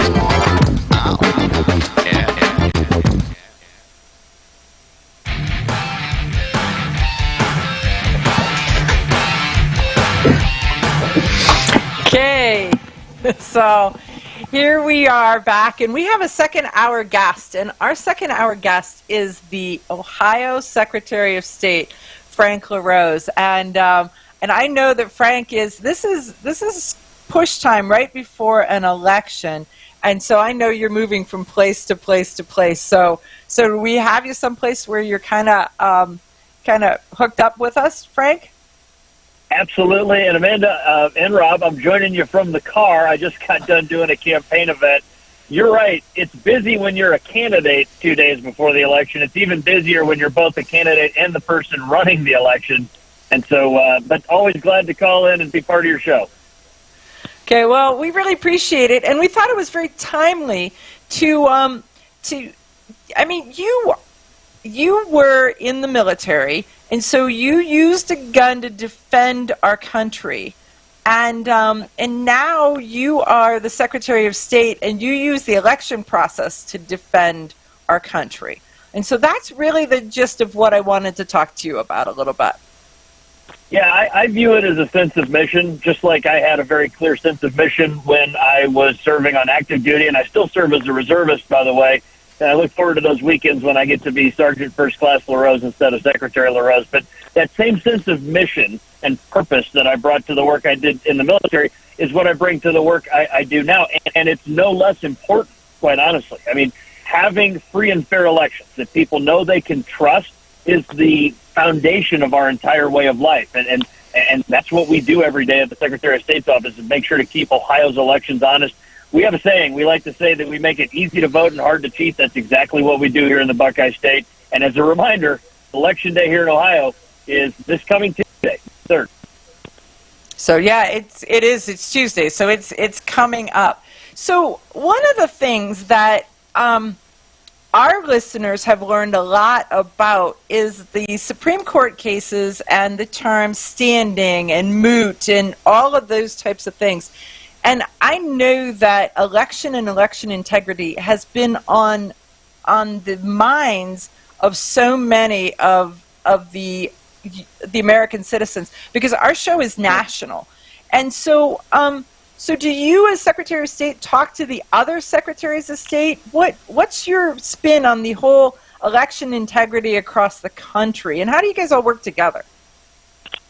You're right. Election integrity is something that both Republicans and Democrats should care about. It's unfortunate that when you start talking about election integrity, the left starts howling and say, well, there's no such thing as voter fraud. And if you're talking about election integrity, you must be interested in making it hard to vote. Well, that's not true. I reject that notion that you have to choose between an honest election or a convenient election. We have both of those things in Ohio. And speaking of that, somebody that knows exactly how important election integrity is President Trump. That's why I was proud to earn his endorsement last week in this election. And you talk about the work that we do among the secretaries of state. The great thing is that we have a national group that meets together in a bipartisan way, and then also the Republican secretaries of state often meet together. We meet via Zoom. We have a text string that we're always sharing messages with each other. In fact, I was honored to be elected to be an executive committee member with the Republican secretaries of state. And in many ways, each state has a different way of running elections, but a good idea in one state should be shared in another. And here's something that I'm proud to be able to provide. Ohio, in many ways, because we've been in the national spotlight for years and because we've been that sort of quintessential swing state, we've gotten good at doing this. And when some other states stumbled in 2020, Ohio got it right. An example of that is when in the state of Pennsylvania, they couldn't even conclude the election on election night and all the other horrible things that you saw happening there. And you saw in the state of Pennsylvania, they were ignoring the laws and just making up what they wanted the laws to say. Well, just last year, the Pennsylvania State Senate brought me in to offer testimony because they wanted to hear, why does our neighbor to the west get this right when we can't? And so that's one of those things where Ohio leads by example. Amanda, you mentioned the courts and all that we're dealing with. I get sued a lot. I'm not a lawyer, and it's remarkable how often we get sued. And so I've learned a lot. I've learned a lot about the law. We've got some great lawyers that work with us. But the left has a slogan. They want to accomplish something at the courthouse that they can't accomplish at the ballot box. They literally say, we will sue until they're blue. That's what they're trying to do. They want to change the election laws at the courthouse instead of the right way to do that, which would be at the state house. Okay, that's an interesting thing. So in some cases, some of the election integrity has not worked its way through the courts yet. So there's some states that are still out there. So what do you say to folks who are like, my vote doesn't count, and that they may be, Ohio, we're not in that position. But what about some of those other states? Sure.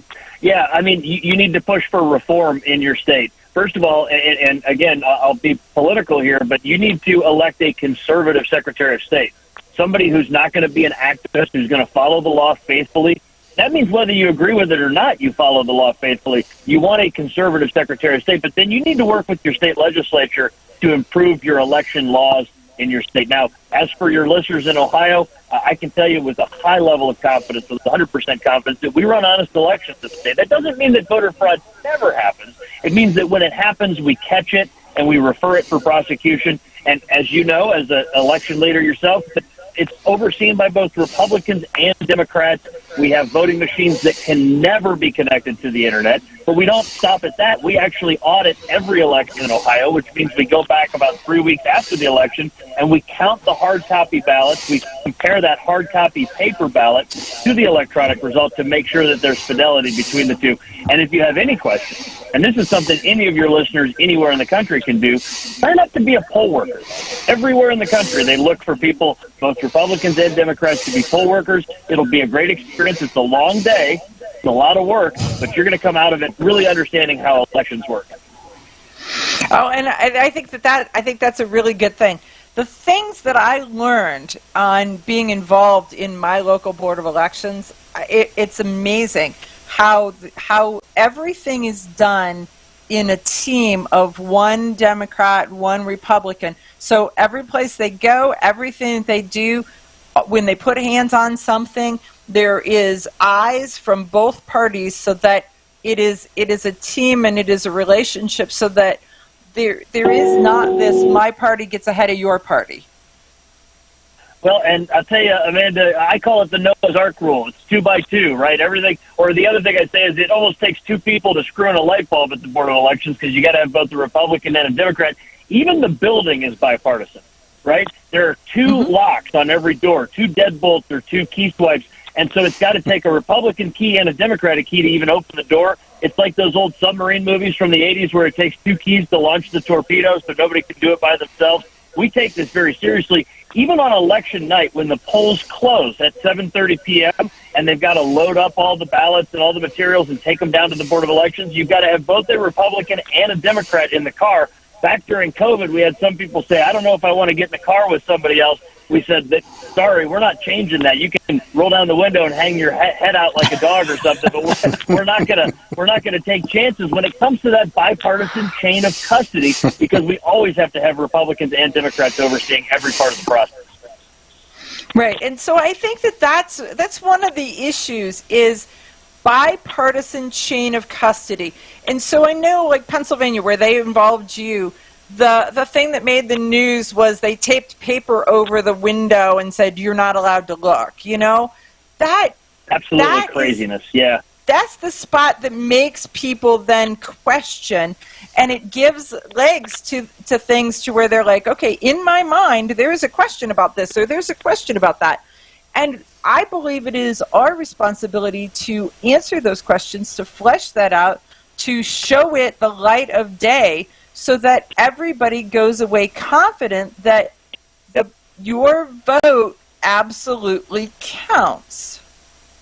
Here's something I tell our boards of elections. The reason why we do this transparently and honestly, and think about this, is so the loser knows they lost. Of course, the winner always knows they won. They're going to go out and give a victory speech, but we need to do it so well, so transparently, that the loser knows they lost. That's how elections should work. And this idea that you're going to keep observers out or you're going to cover a window or whatever else is the height of foolishness. There are no secrets at the Board of Elections. It is an open book. It is all publicly inspectable. When we do our testing for the voting machines, you can come and watch it happen. When we do the post-election audit, you can come and watch it happen. That's how we run things in Ohio. And if your state is not doing it that way, they're doing it wrong, and you need to push for reform. And that's exactly it. You need to do it. You need to push for reform. So here's one of the things that I know at the Board of Elections.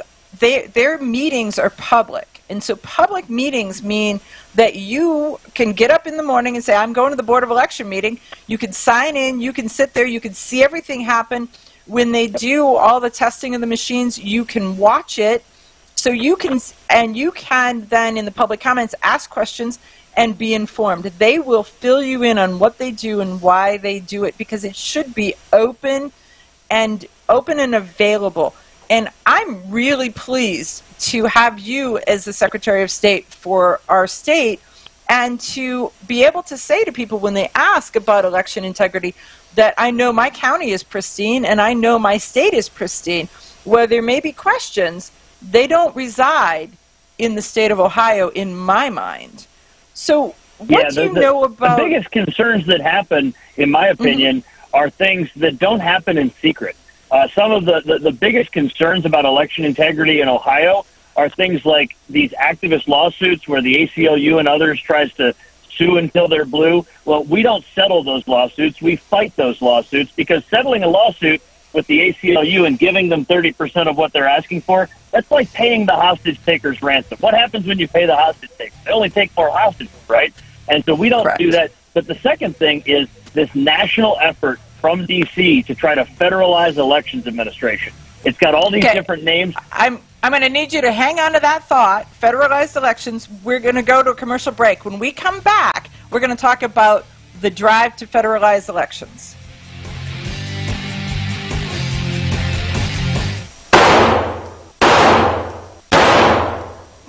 Hi, I'm Janelle Westrom, owner of Davenport Guns and Davenport Shooting Club. At Davenport Guns, we do so much more than sell firearms. We advocate for increased personal safety and security, not just for you, but your whole family and community. Go to DavenportGuns.com to see our online inventory and browse videos, articles, and things we just find entertaining. Sign up for our newsletter to learn more. This is Cheryl Todd of Gun Freedom Radio, and I am proud to join Amanda Sefcool and all the 50 women, one from each state, in our grassroots efforts to protect the Second Amendment as delegates of the DC Project. Grassroots organizations like the DC Project run on donations, so please consider donating to our GoFundMe/DC Project to keep the promise of freedom alive. Ladies, ever wish you could find a brand that understood the difference between feminine and functional? A brand that didn't make you choose between looking good and looking tough. Check out offhandgear.com, a brand designed by a gun girl/mom that closed the gap to give you feminine, durable, functional gear. Offhandgear.com, the brand that gets you. We all know rust is bad. To help keep rust from forming on your firearms, tools, and other ferrous-based items, you want to have Rust is Bad in your gun-safe toolbox and anywhere you want to be rust-free. Rust is Bad bolsters and G-strings deposit small, safe particles that coat your rust-vulnerable items. Save your valuable items with Rust is Bad. Go to www.eyeonthetargetradio.com and follow the link for more information. That's www.eyeonthetargetradio.com for Rust is Bad. Okay, you ask yourself, who is this Realize Firearms Awareness Coalition, and what do they do? Realize Firearms Awareness Coalition is a not-for-profit group based in Portage County, registered as a 501c3, and organized to educate about the historical intent of the Second Amendment to the Constitution of the United States of America, to share knowledge, to enable citizens to accurately relate and defend aspects of the U.S. Constitution, to enhance public awareness and support for responsible gun ownership, and to emphasize firearms education for women who facilitate the transmittal of constitutional awareness and gun ownership to succeeding generations. How do they intend to do that? By talking to you all and having you talk back, by hosting educational summits and events. So tune in, listen, and participate. RealizeFAC.com. Your front door, your car, your gun. Safety is a habit. Gun safety and responsible storage are no different, and the best way to help prevent accidents, misuse, and theft. Cable locks help keep firearms secured. Learn how to get a free firearm safety kit. Visit ProjectChildSafe.org. If you have a firearm, own it, respect it, and secure it. Brought to you by the National Shooting Sports Foundation and the Bureau of Justice Assistance. Grab your friends and head to Georgia to train with the Complete Combatant. The Complete Combatant offers a unique approach to self-defense training, layering the first signs of danger, lethal versus non-lethal decisions, and even surviving the aftermath. They offer premier firearms training with a Range Master certified instructor and host the top minds in our industry. See the courses offered on thecompletecombatant.com. That's thecompletecombatant.com.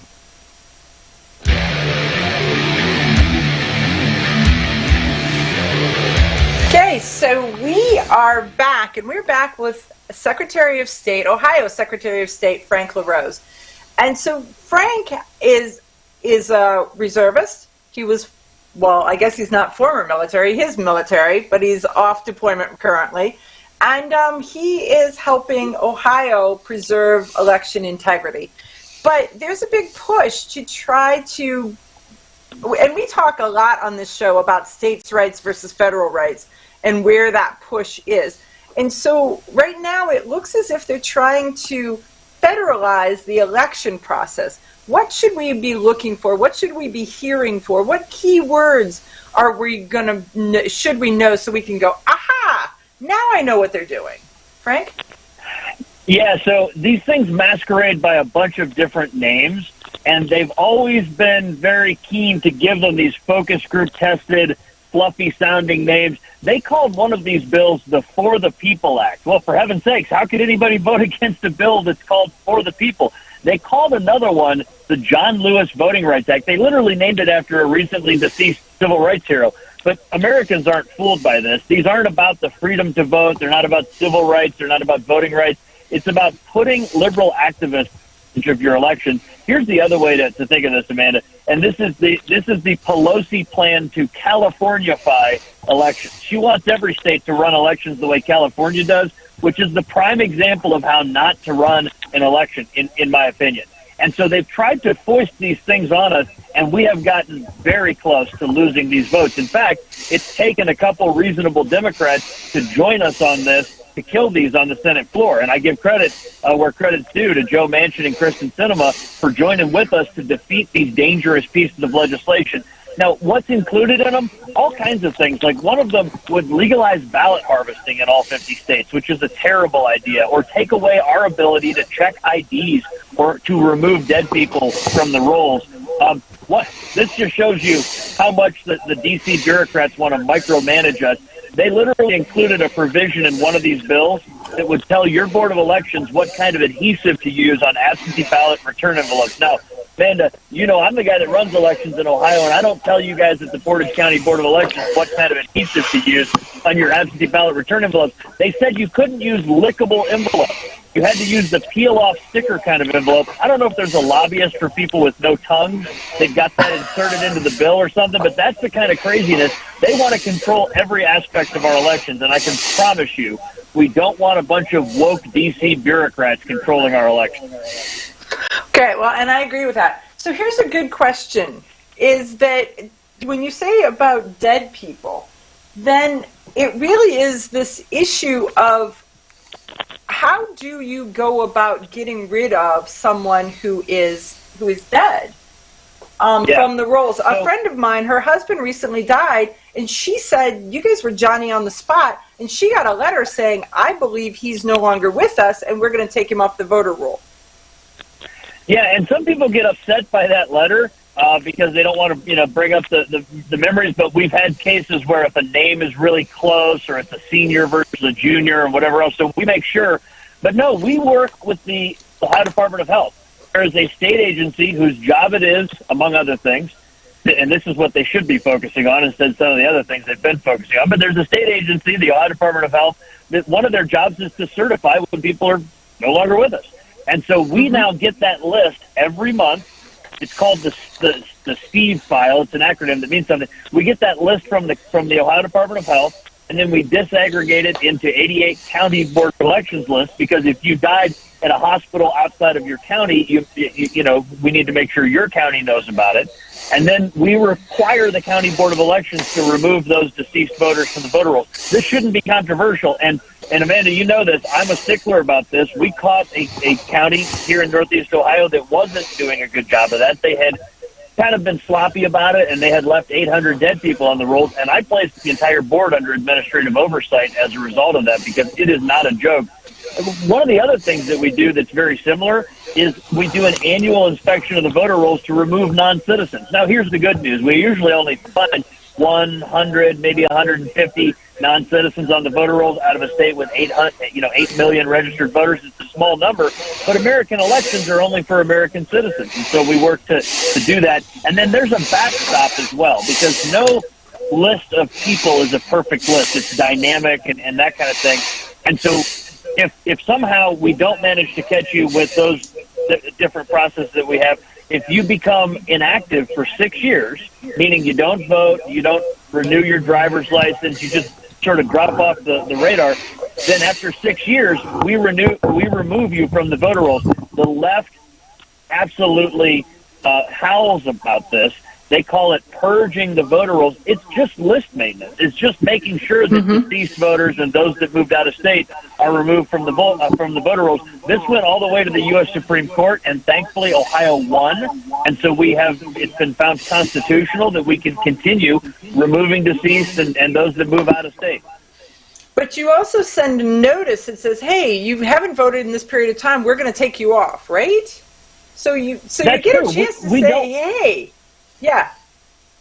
We don't want to lose registered voters. We believe that elections work when every legal registered voter can have their voice heard, right? And so we work really hard to keep from removing you from the rolls. But, again, once we have information that tells us that you're a non-citizen or that you're deceased, if you don't respond to the mailings that we send you, if you don't renew your driver's license, then we're going to bounce you from the voter rolls. And I do not apologize to anybody for doing that.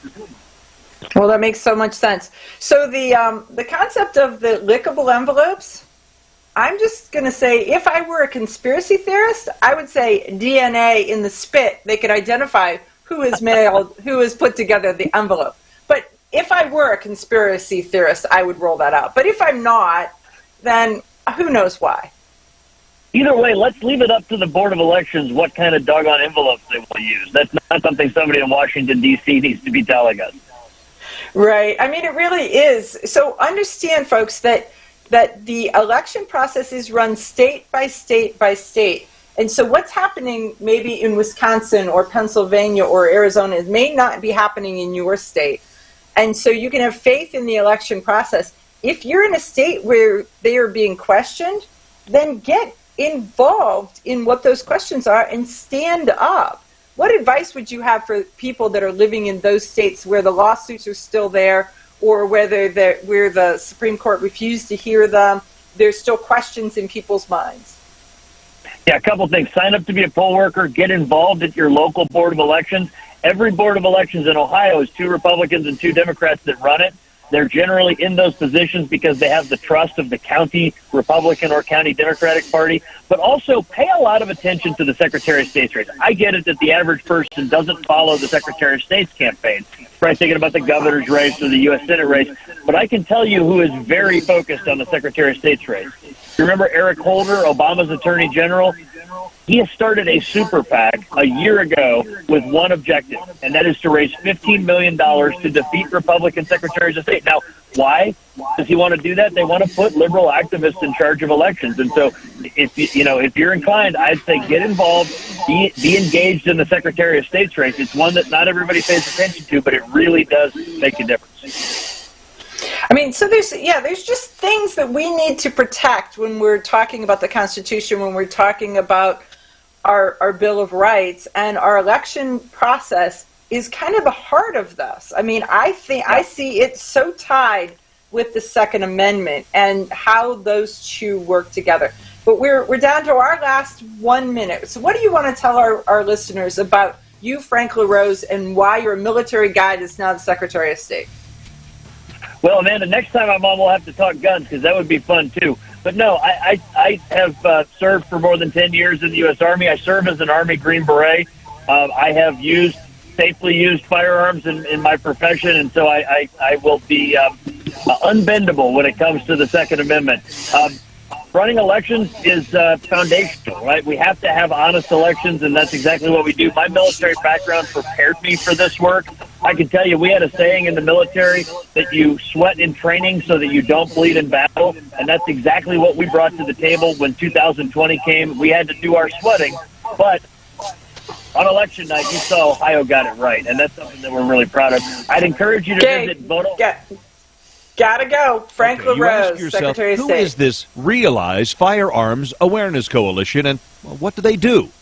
Realize Firearms Awareness Coalition is a not-for-profit group based in Portage County, registered as a 501c3, and organized to educate about the historical intent of the Second Amendment to the Constitution of the United States of America, to share knowledge, to enable citizens to accurately relate and defend aspects of the U.S. Constitution, to enhance public awareness and support for responsible gun ownership, and to emphasize firearms education for women who facilitate the transmittal of constitutional awareness and gun ownership to succeeding generations. How do they intend to do that?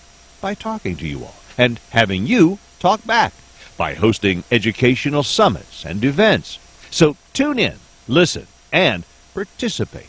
Realize FAC